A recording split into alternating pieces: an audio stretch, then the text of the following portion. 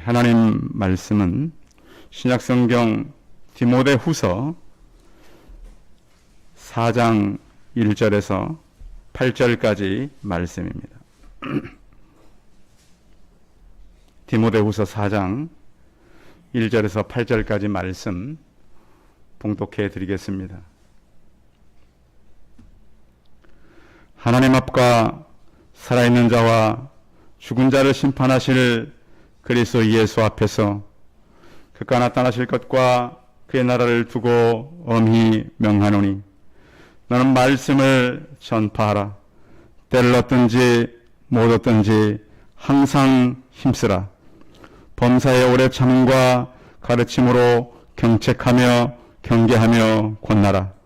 때가 이르리니 사람이 바른 교훈을 받지 아니하며 귀가 가려워서 자기의 사욕을 따른 스승을 많이 두고 또 그 귀를 진리에서 돌이켜 허탄한 이야기를 따르리라. 그러나 너는 모든 일에 신중하여 고난을 받으며 전도자의 일을 하며 내 직무를 다하라. 전자와 같이 내가 벌써부터 부어지고 나의 떠날 시각이 가까웠도다. 나는 선한 싸움을 싸우고 나의 달려갈 길을 마치고 믿음을 지켰으니 이제 후로는 나를 위하여 의의 멸관이 예비되었으므로 주 곧 의로우신 재판장이 그날에 내게 주실 것이며 내게 만나느라 주의 나타나심을 사모하는 모든 자에게 보니라. 아멘. 옆 사람과 서로 인사하겠습니다. 만나서 반갑습니다. 예, 감사합니다. 지난 한 주간은 추석 명절도 있었고 또 이제 9월 마지막 주일 우리가 보내게 되면서 교회가 해야 될 일이 참으로 많아지고 있음을 보게 됩니다. 코로나로 인해서 이 사업하는 사람들도 어렵지만 교회들도 많은 어려움들을 겪고 있습니다. 다시 교회는 새 힘을 내서 다시 우리가 구원받은 백성으로서의 마땅히 할 일을 하고 또 우리가 잃었던 기도의 능력을 회복하고 그동안 우리가 이 질병 때문에 예배와 모임이 많이 흐트러졌었는데 다시 우리는 그 회복을 위해서 기도하는 성도들이 되시기 바랍니다. 처음 코로나가 시작됐을 때 이 코로나의 이 진원지가 교회라고 하는 그런 때가 막 있었습니다. 그랬었죠. 교회를 통해서 한 30% 이상이 막 이렇게 전염되고 있다. 그래가지고 방송에 나와서 패널들이 이 교회가 잘못됐다. 또 한쪽은 그래도 교회는 나름대로 지키고 있다. 이러면서 참 우리가 이 땅에서 교회가 어떤 역할을 해야 되는지 참 혼란스러운 때가 있었습니다. 시간이 지나서 이제는 위드 코로나 온 세계가 이제는 이것을 우리가 막을 수가 없고 같이 갈 수밖에 없다 이런 상황으로 가고 있어서 또 이미 소수의 나라들은 이 치료제를 개발도 하고 그래서 이 전염병과 이 우리의 어떤 그 흐트러져 버렸던 것들이 다시 원래 자리를 찾아가는 그러한 때를 우리는 만들어 가야 합니다. 쉽게 얘기하면 누워버린 십자가를 다시 세우는 일을 우리가 감당해야 되는 것입니다. 이스라엘 백성들이 무너진 성벽을 재건할 때에 암몬 사람 도비아가 찾아왔습니다. 그들이 와서 뭐라고 얘기하냐면 너희들이 다시 재건하는 성벽은 여우가 올라가도 무너진다. 그러니까 아무 힘이 없다는 거죠. 무너진 이 흙을 가지고 불탄 돌을 가지고 너희가 싸운들 무슨 힘이 있겠느냐. 그때 느헤미야가 이렇게 기도합니다. 하나님이여 들으시옵소서. 우리가 업신여김을 당합니다. 원하건대 그들이 욕하는 것을 자기들의 머리에 돌리사 노략거리가 되어 이방에 사로잡히게 하시고 주 앞에서 그들의 죄를 도말하지 마옵소서. 그들이 건축하는 자 앞에서 주를 노하시게 하였나이다. 그래서 이제 우리가 다시 회복해야 되는 교회는 여우가 아니라 덤프트럭에 올라가도 코끼리가 올라가도 흔들리지 않는 그러한 교회의 재건을 다시 우리는 해가야 되는 것입니다. 이전보다 더 든든한 교회를 세워서 대한민국이 아니라 세계를 바라보는 능력의 교회들이 세워질 수 있도록 기도해 주시기 바랍니다. 그러기 위해서는 초대교회 교회들이 어떤 자세를 가지고 세상과 같이 나갔는가를 살펴보는 것도 중요합니다. 초대교회 이 성도들은 세상의 목소리를 들었고 교회 소리를 세상이 들을 수 있었습니다. 그래서 교회 소리를 세상이 듣지 않는다면 교회는 그 자세를 바꿔가야 될 것입니다. 그러나 교회가 세상에 대해서 아무리 얘기를 해도 세상이 오랫동안 들은 적은 없습니다. 세상은 쉽게 길을 열었다가 닫기도 했고 또 교회를 환영했다가 핍박하기도 했기 때문에 그런 것입니다. 그러나 우리는 스스로 이 코로나 기간을 통해서 우리 자신의 신앙을 점검하는 때가 바로 지금입니다. 전에는 교회 출석으로 성도인 것이 확인됐다면 이제는 우리 자신이 내가 참된 기독교인가를 스스로 믿음의 진단 키트를 가지고 점검해야 되는 때가 바로 지금입니다. 나 스스로 정말로 주님께서 말씀하시는 믿음 안에 서 있는가? 그래서 이제는 우리가 입증을 해야 돼요. 교회에 나오니까, 기도하니까, 성경을 읽으니까 아니라, 그러면 나는 예수 그리스도를 믿는 사람으로서 바로 서 있는가? 내 안에 성령의 능력이 있고, 내 안에 말씀의 확신이 있고, 나를 통해서 어떤 하나님의 역사와 흔적이 나타나는가를 점검해야 되는 때가 바로 지금이라고 하는 것입니다. 입증할 뿐만 아니라 믿음대로 내가 살아가는지 나는 확증을 해야 돼요. 지금이 바로 그런 때라고 하는 것입니다. 그래서 나의 정체성을 다시 회복하고 이 땅에 남은 자로서 하나님 내가 남은 자가 아니라 하나님께서 남겨둔 자들로서의 사명을 감당할 수 있다면 교회는 희망이 있고 교회는 다시 불을 밝히고 문을 열고 세상을 맞을 준비를 하게 되는 것입니다. 요즘 시대는 사람들의 말이 잘 통하지 않습니다. 그래서 지난번에 우리 김 목사님이 만화 한 컷을 제게 보내줬는데요.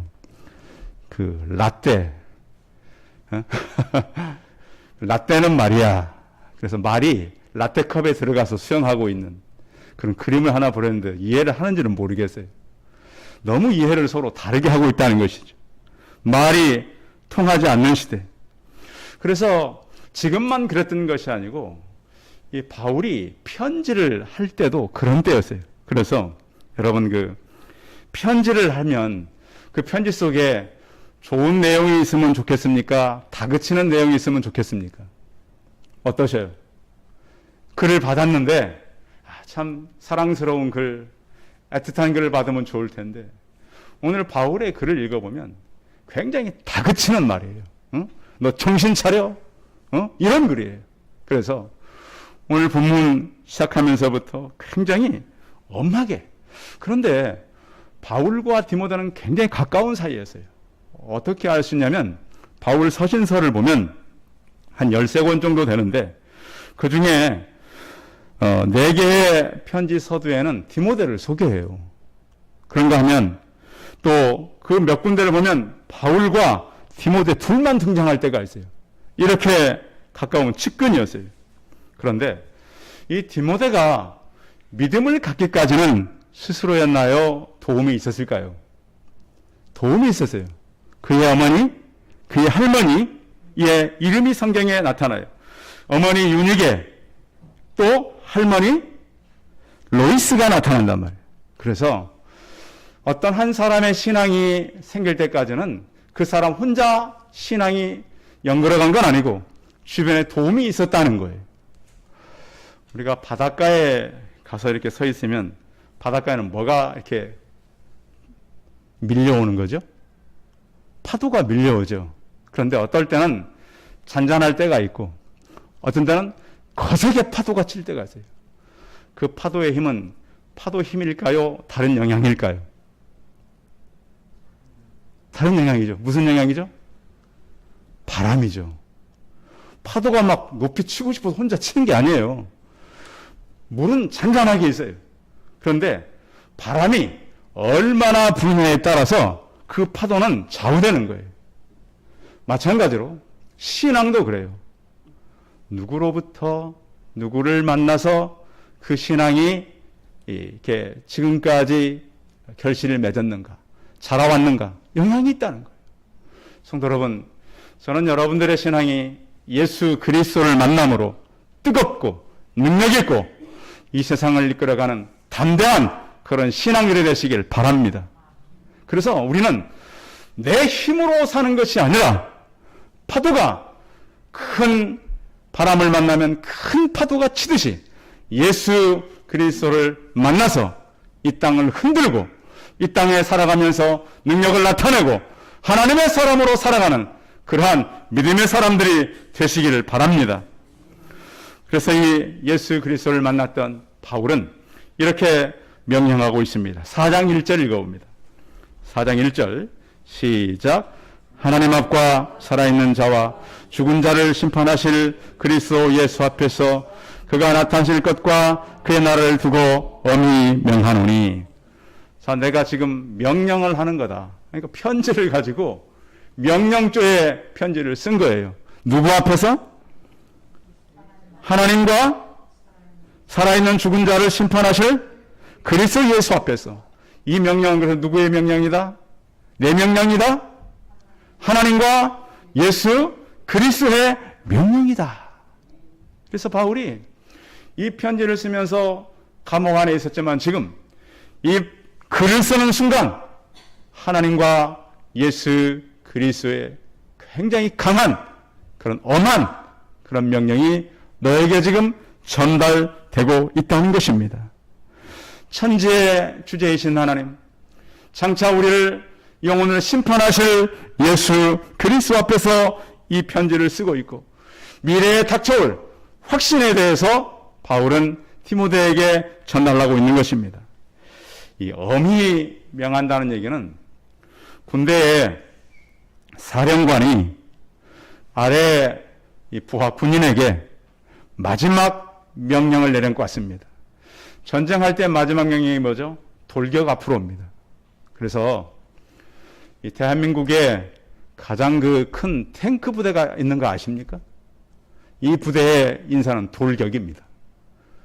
그래서 대한민국의 탱크 부대를 다 합치면 영국과 프랑스와 독일을 합친 것보다 더 많습니다. 왜 이 부대는 있을까요? 전진하기 위해서.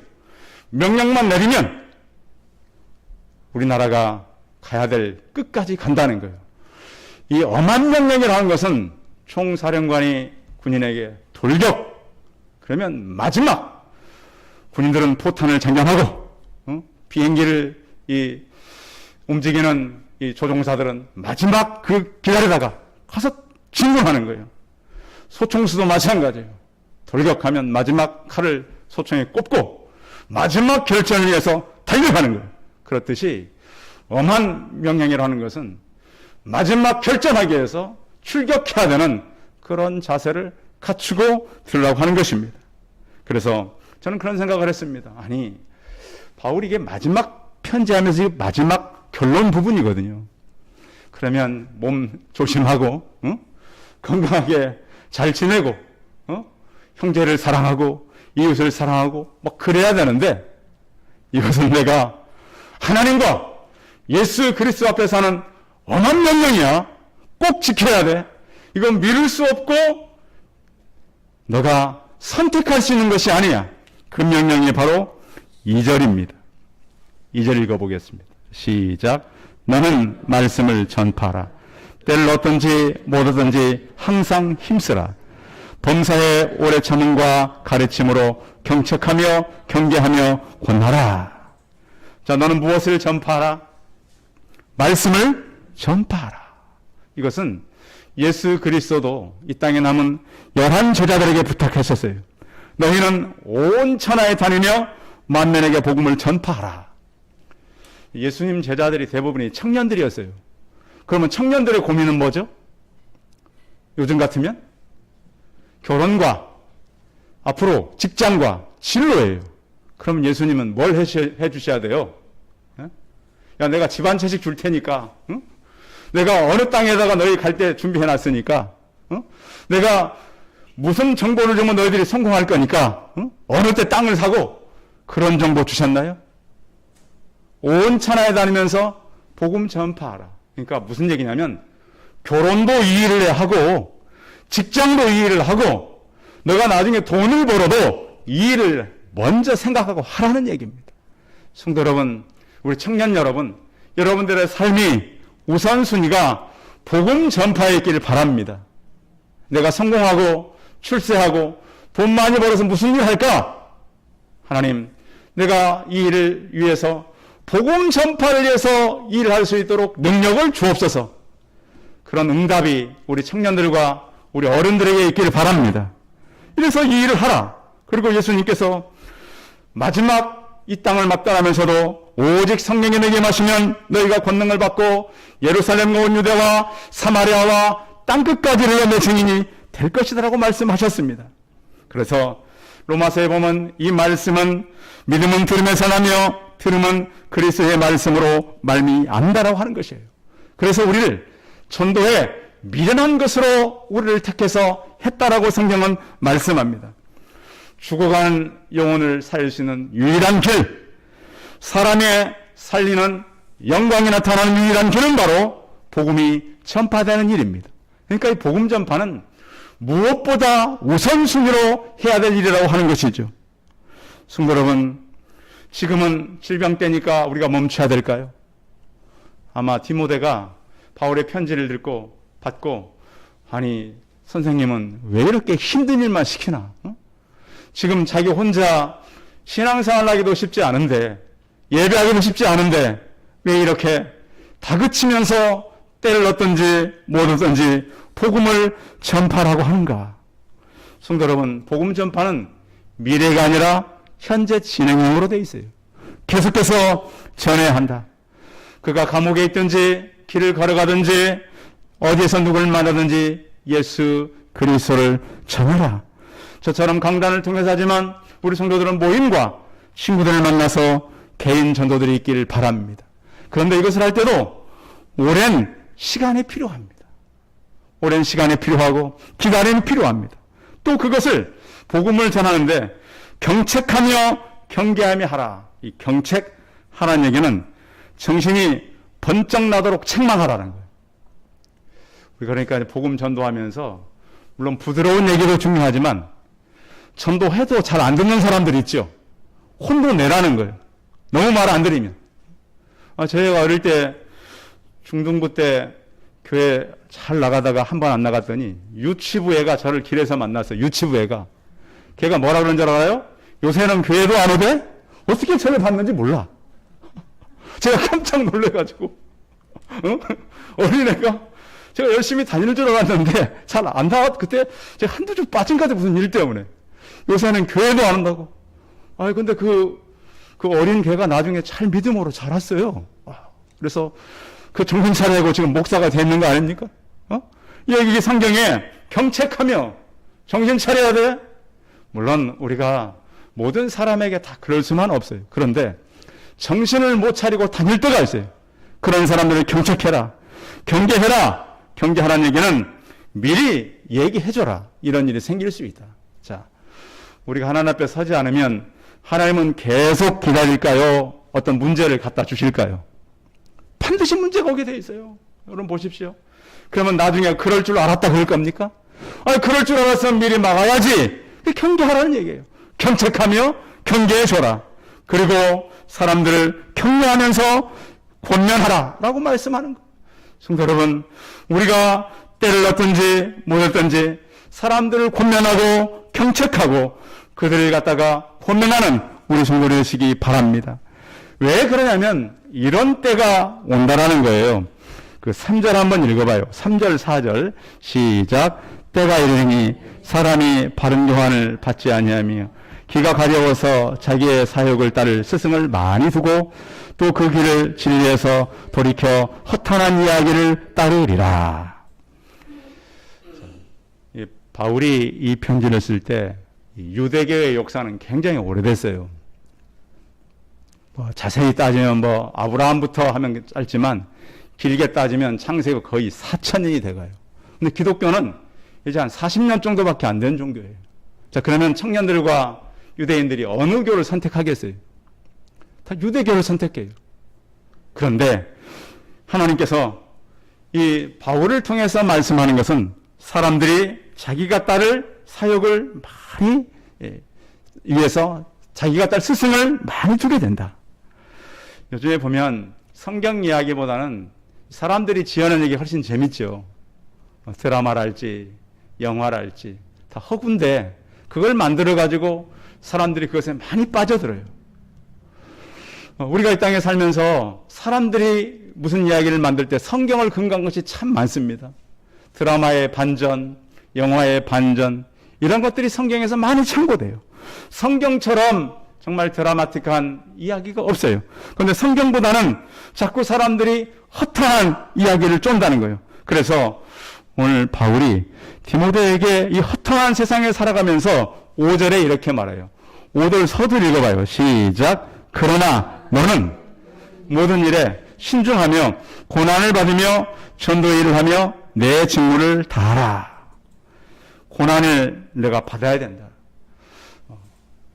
복음 전하는 데는 고난이 없을 수가 없어요. 어려움이 생겨요. 그런가 하면 내 직무를 다하라고 하는 것은 풀로 해라. 최선을 다해라. 그리고 목표 지점에 도달할 때까지 이 일을 감당해라. 그래야만 된다. 최근에 이 사람들이 살아가는 시대는 어떤 시대냐면 진리가 구분되지 않고 사라지는 시대입니다. 그러니까 진리의 구분이 사라지는 시대예요. 진리는 분명히 있는데 무엇이 진리인지를 사람들이 잘 몰라요. 그래서 점점 진리가 절대적이 아니라 상대적으로 바뀌고 있어요. 그래서 그때그때마다 사람들이 바뀐다라고 하는 이 상대적 진리에 대해서는 이미 철학자들이 얘기한 얘기예요.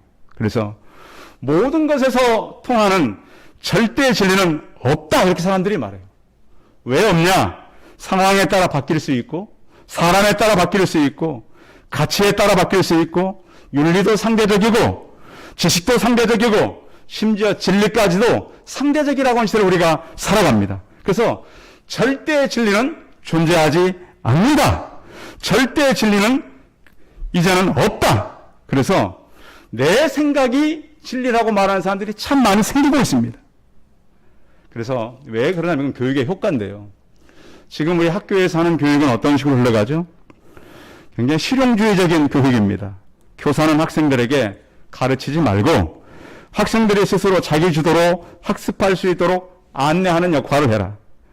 학생이 질문할 때 답을 주지 말고 스스로 무엇인지 물어만 보고 학생이 답을 가지고 있다라고 하는 거예요. 그러면 그 시대가 어떻게 흘러가냐? 굉장히 포스트 모더니즘 시대로 가는 거예요. 절대적인 게 다 무너졌어요. 뉴에이지 시대, 내가 신이라는 거예요. 그래서 절대 진리가 물러나고 거기에 누가 앉아 있어요? 내가 들어와 앉아 있어요. 이 시대가 그래요. 그래서 이 시대는 나를 따라오라는 사람들의 얘기를 듣질 않아요. 예수님 당시에 예수님께서 내가 곧 길이요, 진리요, 생명이라고 선포했어요. 지금도 마찬가지예요. 그분의 진리를 따라가야 돼요. 그러나 너는 모든 일에 신중하고 고난을 받으며 전도의 일을 같이 감당하는 저 우리 성도들이 되시기를 바랍니다. 자, 바울이 그리고 나서 그가 이제 나갈 길이 남았다는 거예요. 자, 6절 읽어봐요. 6절 시작. 전자와 같이 내가 벌써 부어지고 나의 떠날 시간이 가까웠도다. 이 전자라고 하는 것은 제사의 마지막 순서예요. 우리나라도 이제 하나님은 섬기지 않지만 그 제사 때 뭘 부어줘? 뭘 붓죠? 갖다 갖고? 제사 때? 뭘 갖다 부어요? 술 갖다 부어요. 그렇죠. 뭐 처음부터 붓는 건 아니죠. 다 절하고 마지막에 해가지고 또 뭐 향 위에다 돌려서 이렇게 보셨죠? 근데 이것이 다 구약 제사 때 있었어요. 향도 피웠고요. 여러 가지 그 제물도 태웠고요. 또 제사를 하나님께 드렸어요. 전제는 제사를 다 드리고 마지막 이 잔을 그 예배, 그 제단에 부어드리는 거예요. 그러니까 그의 생명이 나는 이제 다 됐다. 나는 이미 다 부어진 바 되었다. 내 생명이 이제 거의 끝난 바 되었다라고 말하는 거예요. 그리고 나서 그의 마지막 이 시간을 보내면서 내게 이제 생명의 면류관이 준비되어 있다라고 하는 거예요. 타이타닉호가 갈라져서 물에 빠질 때 그 배 안에 전도하는 한 사람이 있었습니다. 자기 구명종을 다른 애 벗어주고 한 사람이 달려가서 뗏목에 붙잡힌 한 청년에게 얘기했습니다. 예수 그리스도를 믿으시오. 거부했습니다. 그러니까 또 그 막 사람들이 죽어가는 그 상황 속에서 다른 사람에게 전도 막 하다가 또 다 그 청년에게 다가온 거예요. 하퍼라고 하는 사람이었는데 이 청년에게 다가와서 죽기 전에 예수 그리스도를 영접하라. 그래서 받아들였다는 거예요. 너무 뭐냐면 이 전도하는 사람의 모습을 보니까 너무 깜짝 놀란 거예요. 어떻게 같이 죽어가면서만 할 수 있나. 그래서 이 전도를 하퍼에게 전도를 받은 이 청년은 살아났어요. 6명이 구조됐어요. 거의 다 죽고요. 마지막까지. 그런데 물론 이제 미리 이제 구명정을 탄 사람들은 살아났지만 뗏목 이런 데 붙었다가 산 사람은 6명이래요. 4년 후에 카나다 몬트리올에서 생존자 모임이 있었어요. 그때 이 청년이 얘기하는 게 젊은이가 자기가 죽어가면서 하퍼에게 마지막 주 예수 그리스도를 믿으라고 했을 때 자기가 회심했다는 거예요. 이 하퍼는 목사님이었습니다. 그러니까 우리는 타이타닉 얘기만 알지만 그 순간에도 그 차가운 물 속에서 생명을 다하면서 전도했던 그 목회자가 있었다는 거예요. 그러면서 그는 39세의 일기로 영국 런던의 덴마크 힐에 묻히게 됐는데요. 마지막 오늘 바울은 내가 이미 전제처럼 부어졌다. 그리고 이제 내가 면류관을 받게 될 거다. 생명의 면류관을 하나님 주시면 면류관을 받게 되는데요. 바울이 나중에 바울에게 이 엄한 명령을 하고 난 다음에 올 때에 너가 오게 된다면 누구를 데려오라 그럽니다. 마가를 데려오라. 마가는 전도하다가 이 자기 싫다고 도망가버린 사람인데 마가가 나중에 마가복음을 기록하는데요. 마가복음은 복음서 중에 제일 먼저 기록된 성경이고 다른 복음서가 기록될 때 다 마가복음을 참조해서 기록합니다. 한 가지 더 가져와라. 그것은 가보의 집에 둔 겉옷을 가져와라. 왜 옷을 가져와라 그랬을까요? 감옥이 추우니까. 또 하나는 특별히 가죽 종이에 쓴 것을 가져와라. 너가 올 수 있다면 이걸 가져와라. 그런데 이 만남은 이루어지지 못합니다. 그러나 바울은 고난을 받으며 이 직무를 감당하라. 제가 어저께 근처에 한 어른이 좀 만나자 그래서 만났더니 이 성경책을 제게 주셨습니다. 교회 집사님이셨는데 하도 딸이 핍박을 해서 이제는 더 이상 교회를 나갈 수가 없고 성경책을 보니 목사님 생각나서 목사님께 드립니다. 교회 집사님이셨는데 딸이 얼마나 핍박을 하는지 집에다 불상을 갖다 놓고 90이 다 된 어머니를 교회도 못 가게 하고 이사는 가게 됐는데 성경을 보니까 목사님 생각나서 목사님께 드리고 갑니다. 이번 주 30일 이사를 가는데 참 우리 성도들이 이 땅을 살아가는데도요. 가정으로부터 가까운 사람들로부터 차가운 시선 또 외면 핍박이 있습니다. 그러나 바울이 그 차가운 감옥에서 바울에게 엄한 명령을 할 수 있었던 것은 디모데에게 엄한 명령을 할 수 있었던 것은 그가 하나님과 예수 그리스도 앞에 서 있었기 때문입니다. 이 지역은 많이 바뀌고 있습니다. 우리는 지금 질병 때문에 주저하고 있습니다. 그러나 복음은 때가 특별히 정해진 것이 아닙니다. 언제나 현재 진행형으로 전파되어야 합니다. 그 엄한 명령이 저 우리 성도들에게도 뜨겁게 일어나서 다시 나를 통해서 내 주변이 일어나고 교회가 일어나고 많은 영혼들이 돌아오는 그러한 시대를 맞는 저희와 우리 성도들이 되시기 바랍니다. 기도하겠습니다. 살아계신 하나님 아버지, 우리가 이 땅에 살아가는 동안 하나님께서 보실 때는 너무 짧은 삶입니다. 오늘 바울이 그의 제자 디모데에게 마지막 편지를 하면서 엄한 명령을 하고 있습니다. 때를 넣든지 못하든지 복음 전파에 항상 힘쓰라고 했습니다. 그러나 나는 고난을 받는다 할지라도 이것을 지키라고 말하고 있습니다.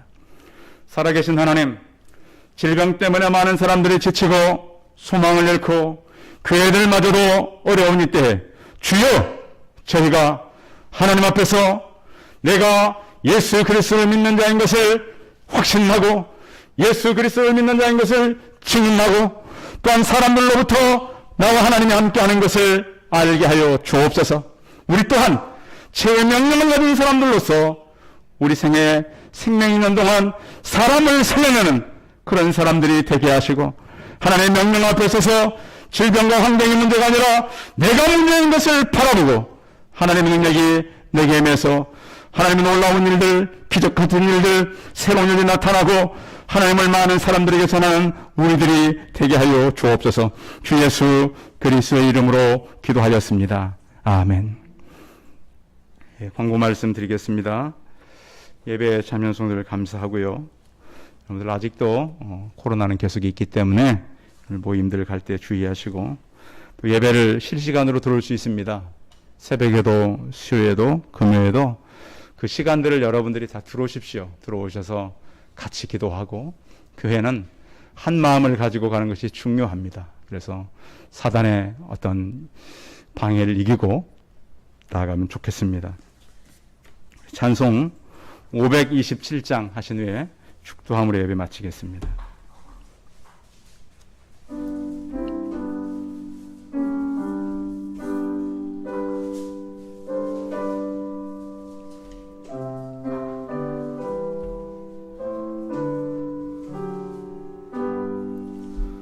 어서 보라 오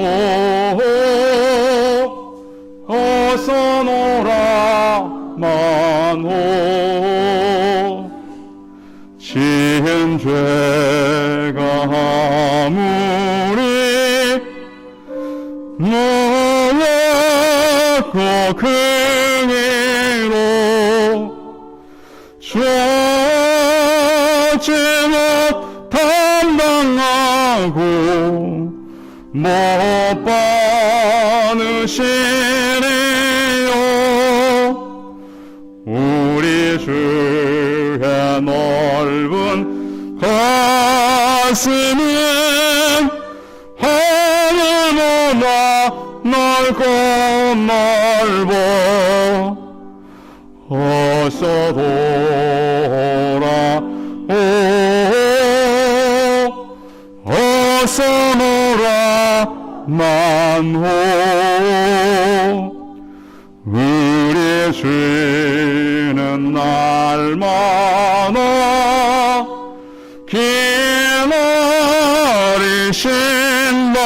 기다리신다오. 밤낮은 열어놓고 마임 졸이시며 나간 자식 돌아오기만 밤새 기다리신다오. 어서 돌아오 어서 노라 만호 채찍 맞아 아파도 주님의 손으로 때리시며 어루만져 위로해 주시는 우리 주의 넓은 품으로 어서 놀아 어서. 이제는 우리 주 예수 그리스도의 은혜와 하나님 아버지의 무한하신 사랑과 성령의 교통하심이 바울의 엄한 명령을 듣고 그의 제자 디모데가 생명을 다하기까지 말씀을 전부한 것처럼 우리 또한 우리의 삶이 마칠 때까지 우선순위로 말씀을 전파하는 일에 힘쓰고 애쓰며 인내하며 살기를 소원하는 우리 성도들의 머리머리 이해와 가정과 자녀들과 사업터와 일터 위에 이제부터 영원토록 함께 있을지어다. 아멘.